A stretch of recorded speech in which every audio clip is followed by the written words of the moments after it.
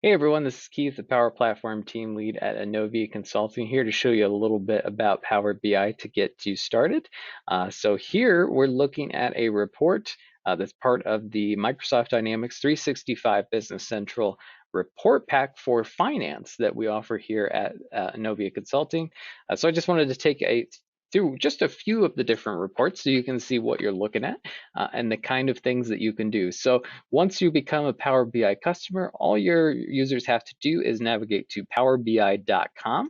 And you go into this interface here, and then they just go into the app that you have created for them with the reports and the dashboards that we've provided for you. In this instance, that will be the finance dashboards, and they're all good to go. So when you first open this app, you're going to get to the dashboard, which is going to show you a few different visualizations that come from different components throughout the report set. But each of these is clickable to view the entire report. In this case, we're looking at a sales and COGS report that shows us how we're doing as far as our revenue and our profit and how those compare to both our budget and the previous year. So those are great metrics that just about any business could benefit from taking a look at.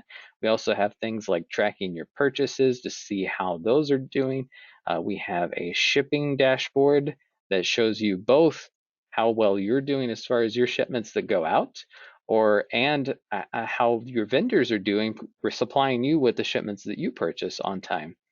So you can keep an eye on those and take any corrective measures necessary.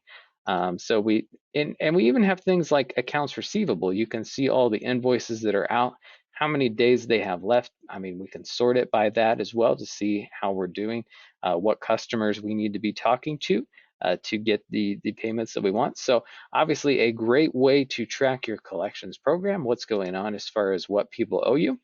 And then you can keep track of the historical data too. So this report over time will populate based off of whether your customers are paying on time, early, late by a certain amount of days, all that kind of thing. So you can see, oh, are there common customers that are often paying me late, and try to figure out why that is.